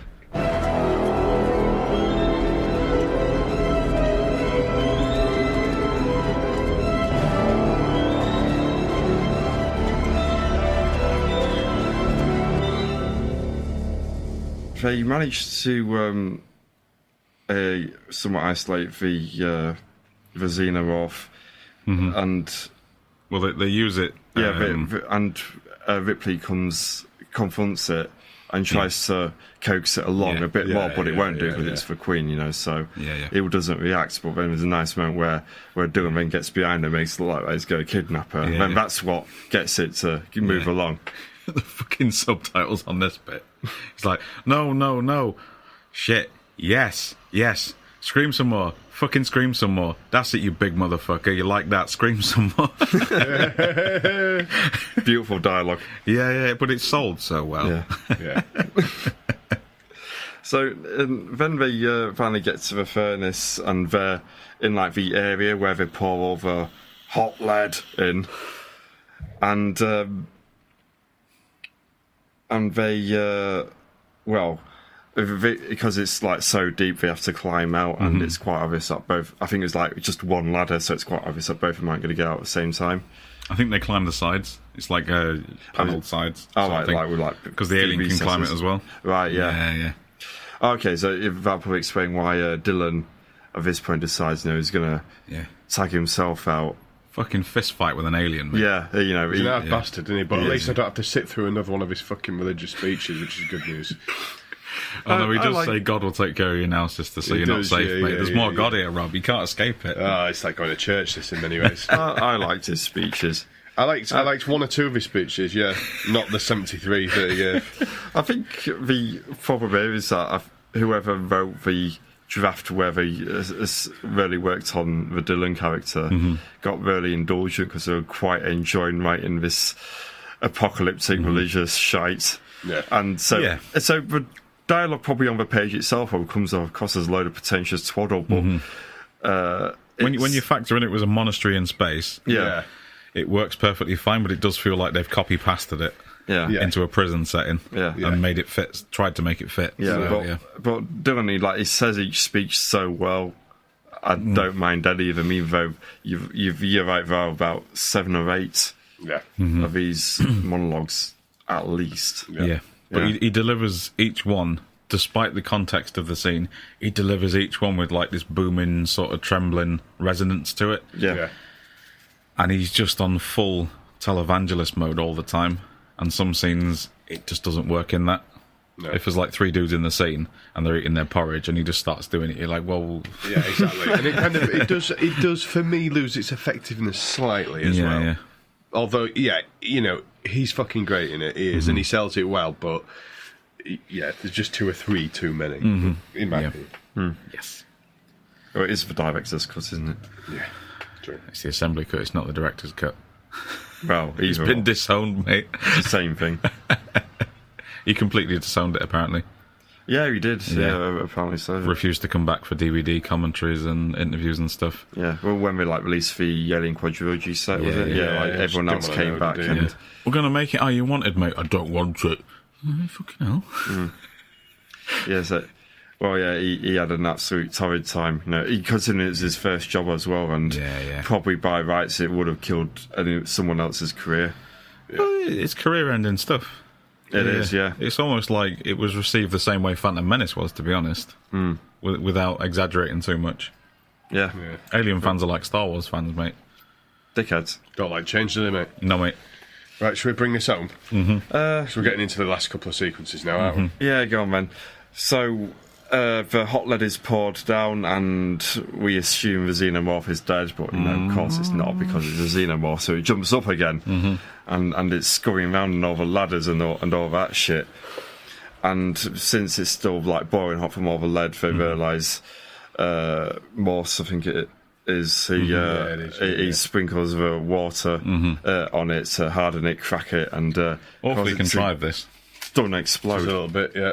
I would if I were making a lead works and factoring physics and chemistry into account, I really wouldn't put some massive fucking sprinklers over the mould. No, you wouldn't really. That's just me. Yeah.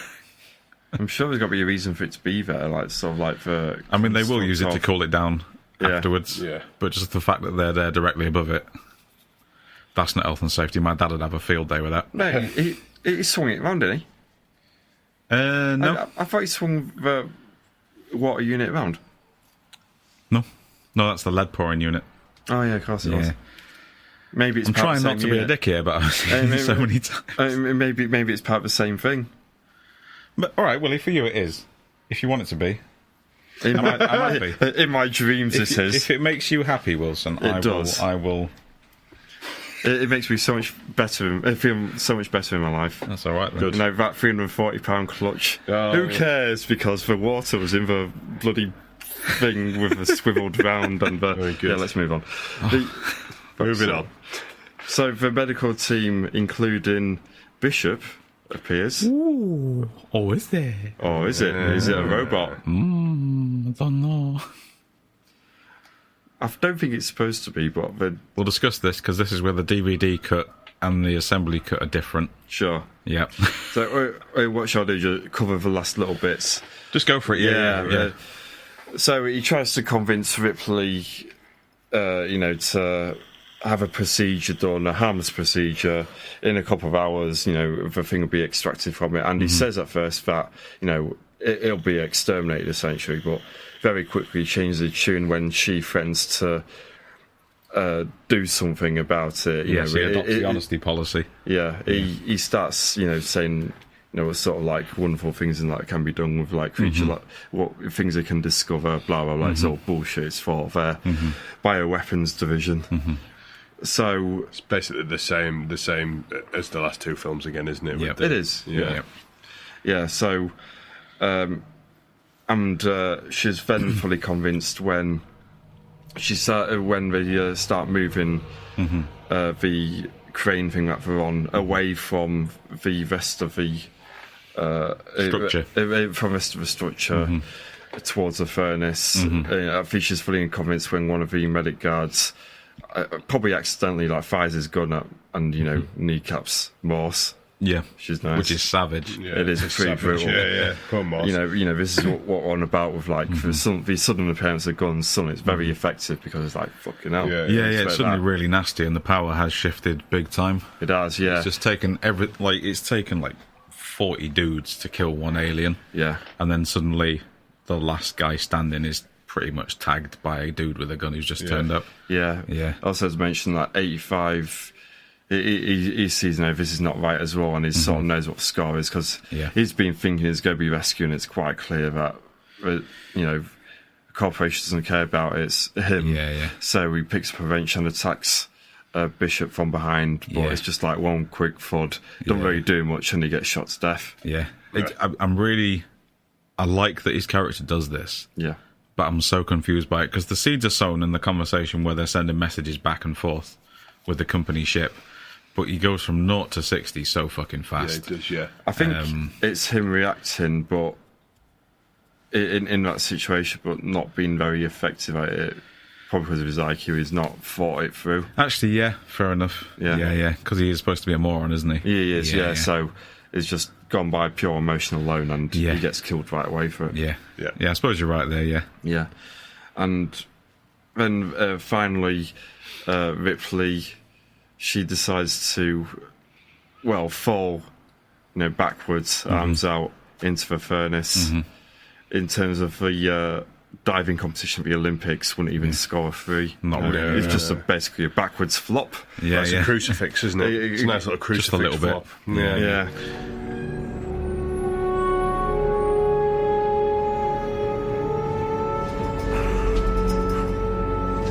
I'm not a droid!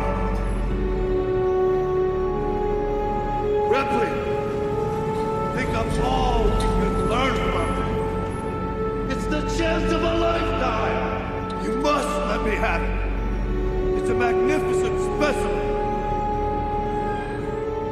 Oh, jeez. No pictures.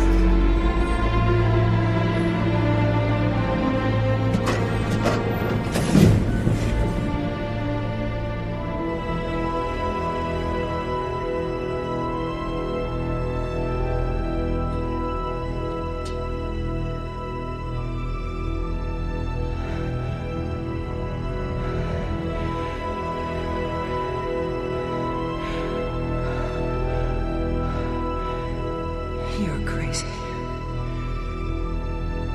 What are you doing?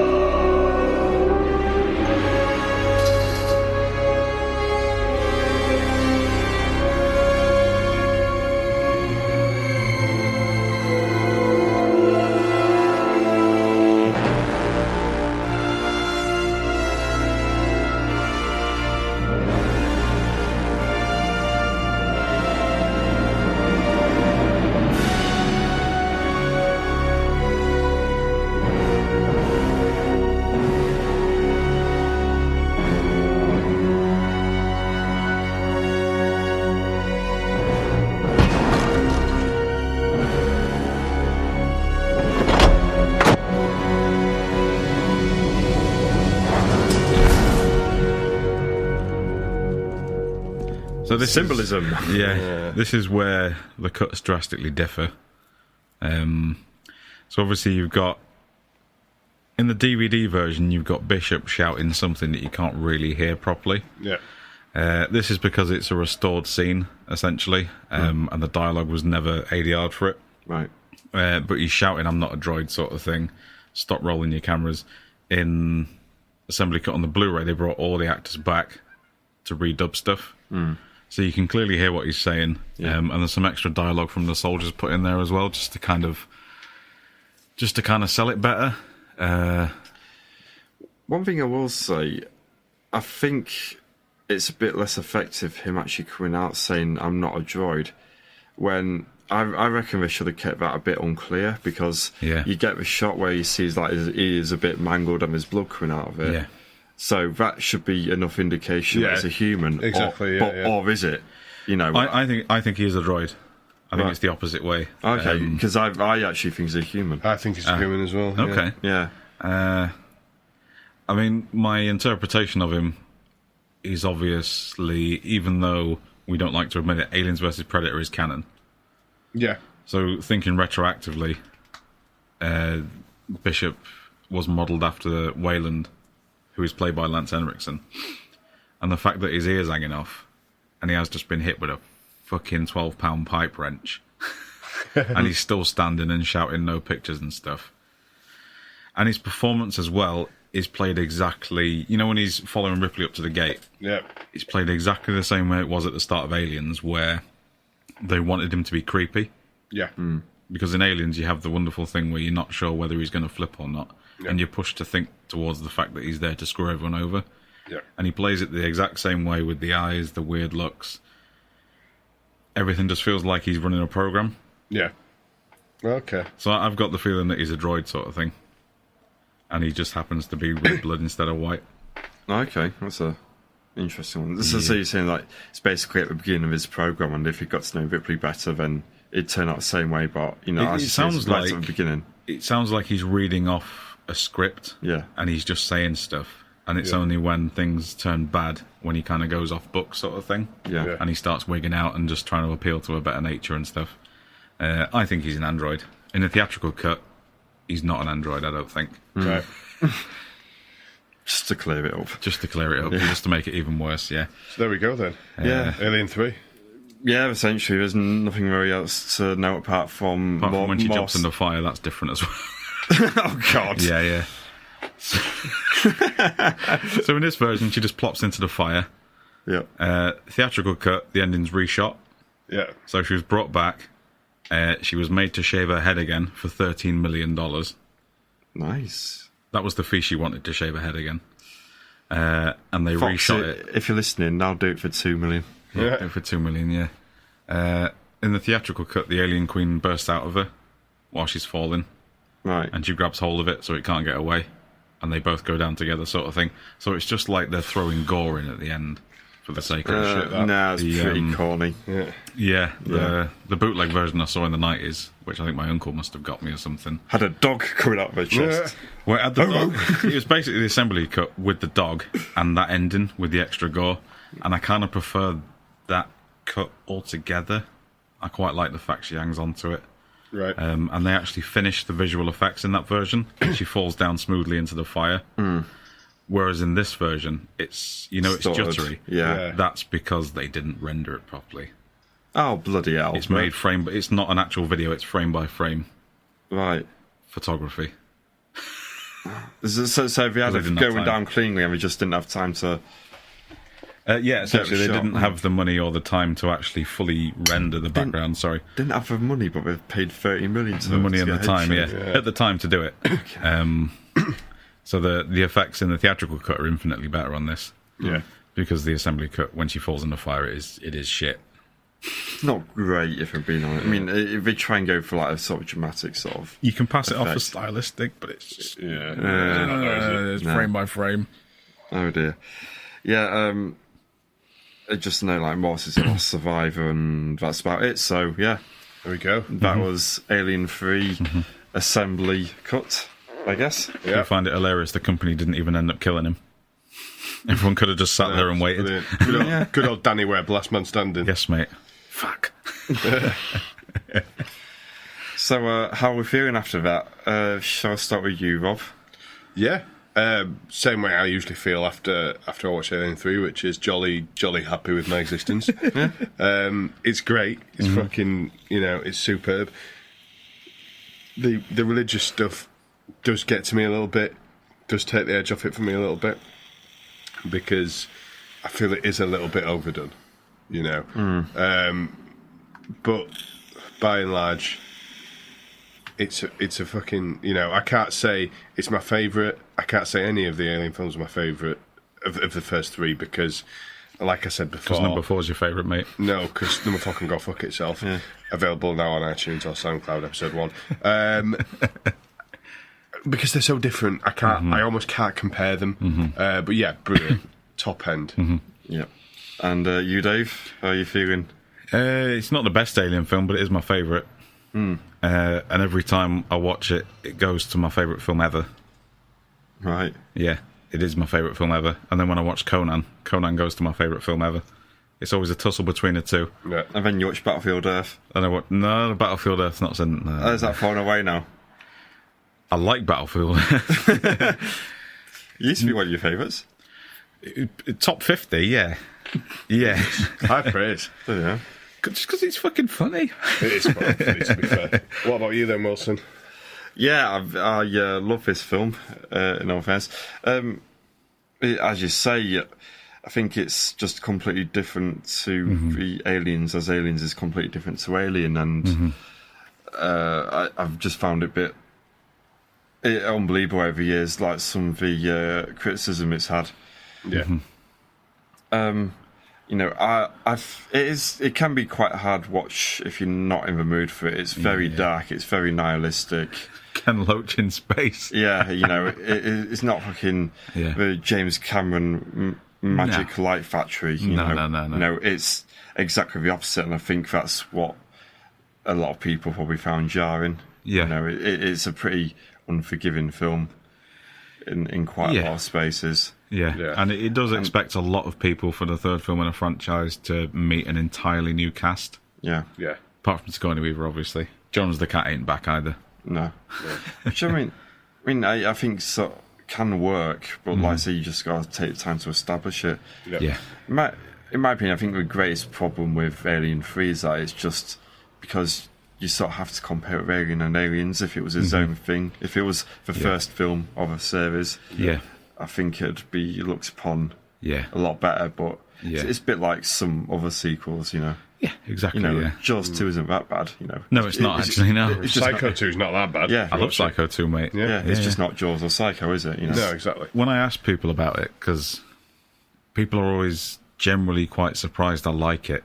Like, they wouldn't expect that of me. Like, I've got child porn on my computer or something like that. It's really weird having to come out that you like Alien 3. Yeah, no, it is. It is, yeah. Yeah. The fuck, really? And they move their chair slightly further away. And the general argument for how they like the series is the classic sort of, oh, I've read the book, it's better.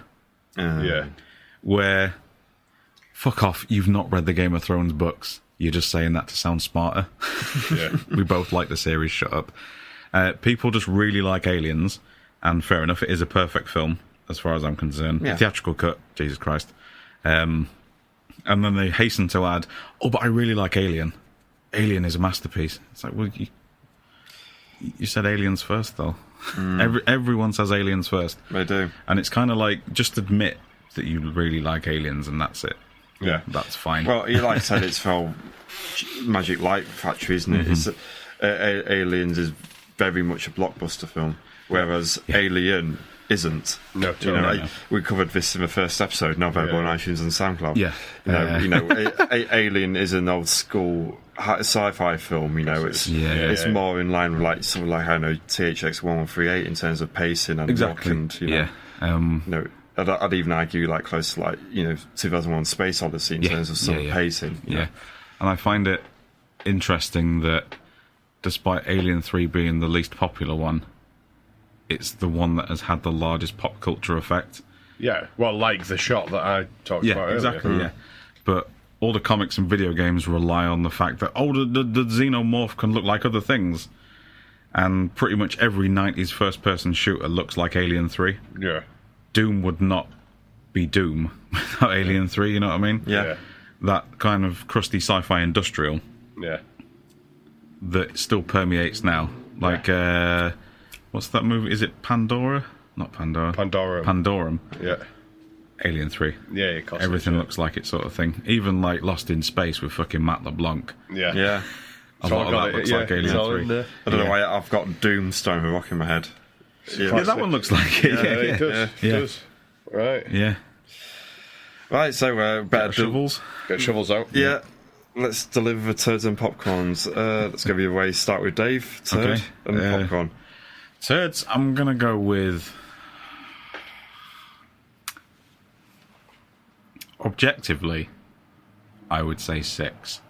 Oof. Oh, I did not expect to hear that tonight. No, I'm not finished. Right, okay. Because there's a hell of a lot wrong with the film. Yeah. And you can see the things, if you read about it, you can see where things are just falling apart on the screen. Yeah. Like when character motivations just shift because they got rewritten halfway through the film. From my personal perspective, 1 turd. So, what's your final answer? I'm going 1 turd. Right, okay. Yeah. That's more like the answer I was expecting. Yes, mate, yeah. Popcorn, I'm going to go for a 10. That's the exact answer I was expecting. Yeah, that's no surprises. I just love this film. Yeah. It's not a popcorn flick at all. Yeah. But it is just, if you get into the nitty-gritty of it and you get on the same wavelength, yeah, you kind of laugh, you cry, you're mad, you're sad when it's all over sort of thing. Yeah. But it's not all over. No. iTunes and SoundCloud episode 1 available now. Indeed. Yep. Rob, what about you? Turds and popcorn. It's fucking great fun, isn't it? Well, fun is not a term I should really use it in relation to Alien 3, really, but it's really fucking good, basically, in my opinion. I like the fact that it offers something completely different to the franchise.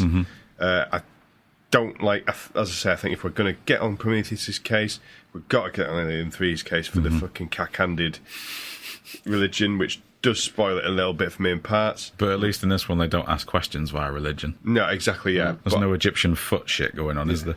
And I have forced myself to be much more critical of this than I have of all of the other films we watched, simply because we are talking about something that's on a completely different level. So that, I would argue, maybe not quite the point of the podcast, but so I'm kind of like, I'm being much more aggressive with Alien 3 than if I judged it on the basis of the other films we've watched, it'd be the same as Dave, 100%. You're being academic now, aren't we, Rob? We're not having. It's not so much turds and popcorn. It's more like fossils and caviar right now. Yeah, exactly. Yeah. It's brilliant. On the turds front, I'm going to go with 4. Mm-hmm. Just because I think I've maybe, although I still love it, I think I maybe love it slightly less than you two. Mm-hmm. But it's fucking, Mm-hmm. it's fucking great. Popcorns, I'm gonna have to give my first ever decimal. I'm gonna go for an 8.5. Now here we go. Saucy. Because a fabulous time was had. I'm very sorry I have done it, Dave. What's the 0.5 for, may I ask? 0.5 was for. Do you know what? I was on a 9. Yeah. I'm still cruising on a 9. It's that fall into the pit that we just discussed, because it doesn't look right, does it? No. And it's also the NAF crucifix thing. Yep. Just lost. No, fair, entirely fair. Yeah. So that's an 8 then. Yeah, 8.5. Wilson. So turd, it's a 1 for me as well. You know, It's a 1 from Willie. I think it's amazing for a film with like such a storied history of just being one massive fuck up after the other. In terms of production, that the only real thing I can point out is that what I thought was CGI turns out to be the robot puppet or something. Yeah, you know, some weird shadow effects. That's the only thing I can point out about what's wrong with it. You know, I think in terms of the assembly cut, you know, it's a slower pace, but it's just so atmospheric and so dark and lets it breathe. And industrial. You know, 2 hours 23 minutes. I think this film is. You know, it breezes by so it does. easily. Yeah, it does actually. You're absolutely right. And I'm usually the first one to complain about long running times as well. To be fair. Yeah, you know, I was watching this the other day and just like, oh bloody hell, I'm almost done already. You know, it's incredible. There's not many films over 2 hours that can hold my attention like Alien 3 does. Yeah, agreed. Yeah. So popcorn is a 9. Ooh, nice and spicy. Saucy Willy. Yeah. I'd say it's just such a good film. You know, it's not going to be for everyone's taste because it is quite nihilistic. It's quite dark, but that's how I like my films, to be fair. So And if anyone listening to this hasn't seen the assembly cut, and you're a raging roid machine right now, and you're not going to listen to us ever again, do watch the assembly cut. Yeah. On the Blu-ray if possible, because it is just so vastly different. Yeah, absolutely. And infinitely better. Yeah. Hits is boring, Newt's annoying. What? And there's a dog. There's an ox in the assembly cut. Yeah, it's the dog's in the theatrical cut. No doggo for Willie. No doggo. So when does the pig appear? The piggy? And then there's a boar, you know. They basically went through it like a Noah's Ark. But xenomorph and everything. Fuck it, let's do a lion. Bring on the cheetah. Oh no, that would work actually. Yeah, could do. Yeah, cool. I'll say you could get to another part of the ship quite quickly. Yeah. Right. So that was episode 25. So a quarter of a century done already. Indeed. Yeah, bloody hell. Say we're almost up to the 1 year anniversary as well. Oh my Which we'll lord. do something for in due course, no doubt. We will, yeah. But I'm still working on those preview copies of Halloween. It's Not going to happen though. probably not. Yeah. Remember what happened last time? Someone saw a Halloween film before it came out and it was a work print. Let's not go there, eh? We'll leave it on that. So we next time it is because we've got the running order wrong now. I believe it's you, Rob. It is. Well, it's not wrong. It's new. It's I think this running order's right, to be honest. I think we should stick with it. Let's do it. This is the way we're going. Is this because I can go first, be terrible, then you Well, no, we can swap it over again next year. Wait, so you don't go last and you're always tired? I know I am. And then, on the second anniversary, when we get to episode 50, we'll swap over to Dave, and Dave can do Alien Covenant. Yeah. Yeah. How would you like them apples, bitch? I might do Aliens just to get some viewers back. Oh. Well, we'll talk to you about viewers later. But yeah, so I'm next up. I feel we need to wrap this up, otherwise it is literally going to be longer than the cut of the film. It's a meta sequel to The Town That Dreaded Sundown, which was released in 2015. Ooh. Has either of you seen either version? Well, we have now. Well, yeah, filmed in bulk. Prior to this, no. I hate it when you do that. Yeah, okay. I'd never heard of the film before. Yeah, I'd heard the name, I'd seen it on T-shirts, but I had no idea what it was. Yeah, very good. Not a clue. So this is virgin territory for me and Wilson. We shall find out what you think of it then, I guess, next time. Indeed. So thank you for joining us once again, and we'll be back in a fortnight with the Time at Dreaded Sundown. I've been Chris. Goodbye, Dave. Goodbye, Rob. And it's goodbye from me. Bye. Goodbye, you fucking asshole. Fuck! Don't forget, you can follow us and keep up with all our updates, regular updates, possibly, maybe, hopefully, if Wilson gets his arse in gear, at CineMortuary on Twitter, /CineMortuary on Facebook, and of course, at CineMortuary on Instagram. I don't know how you do pictures of podcasts, but we're going to do that anyway.